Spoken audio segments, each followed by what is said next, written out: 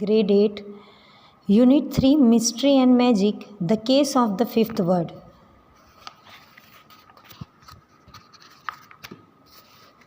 Now we will learn about the chapter. Encyclopedia Brown is a young boy who lives in Edaville, USA. यानी encyclopedia brown USA में रहता था और एडेविल नाम की जगह पर रहता था. His father is the chief of police, यानी उनके पापा चीफ ऑफ पुलिस थे. In spite of being so young, he often helps his father solve mysteries that even the police find difficult to solve. यानी एक छोटा सा बच्चा होने के बावजूद भी वो बड़ी बड़ी मिस्ट्री सॉल्व कर सकता था जो उसके फादर के केस में होती थी. और जो पुलिस के लिए बहुत ही ज़्यादा डिफ़िकल्ट हो वो इजीली सॉल्व कर देता था. That discussions are generally held at the dining table. यानी वो लोग डिस्कशन जनरली डाइनिंग टेबल पे ही करते थे. Read the story to find out how the boy wonder solves a case that has been troubling his father. यानी इस story में बताया गया है कि जो उसके फादर को मिस्ट्री केस बहुत ही हार्ड लगता था वो उस छोटे से बच्चे ने कैसे सॉल्व किया. Encyclopedia's father was chief of police. यानी जैसे पहले कहा कि उसके फादर चीफ ऑफ पुलिस थे. Everyone thought that he must be the smartest police chief in the country. सबको ऐसा लगता था कि वो सबसे स्मार्टेस्ट पुलिस है कंट्री के. Chief Brown was smart and quick. Chief Brown वो बहुत ही स्मार्ट और क्विक थे.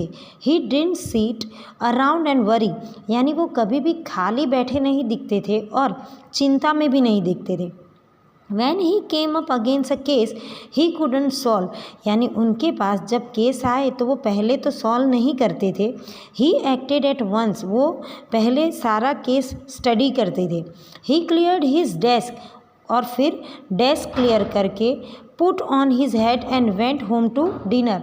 और फिर बाद में वो डिनर करते थे. Encyclopedia solve the case for him. Encyclopedia उनके लिए केस सॉल्व करते थे बिफोर डिनर वॉज ओवर. यानी उससे पहले कि डिनर ख़त्म हो जाए उससे पहले वो केस सॉल्व करते थे. Chief Brown would have like to tell everyone about his only child. Chief Brown पसंद करते थे अपने बच्चे के बारे में जो एकलौता था. बट वो सबको बताते थे. But who would believe him. लेकिन कौन उनकी बात पे भरोसा करेगा. Who would believe that the best detective alive was an 8th grader. यानी कौन ऐसे सोचेगा कि बेस्ट डिटेक्टिव अलाइव है यानी बेस्ट डिटेक्टिव है और वो भी 8th ग्रेडर में. सो ही सेड नथिंग. तो वो कुछ नहीं बोलते थे.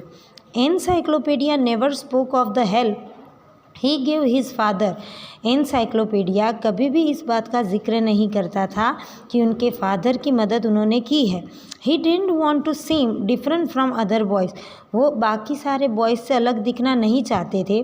But there was nothing he could do about his nickname. लेकिन वो अपने निक नेम के बारे में कुछ भी नहीं कर सकते थे. He was stuck with it. वहाँ पे वो स्टक हो गए थे. यानी उस निक नेम के कारण वो स्टक फील करते थे.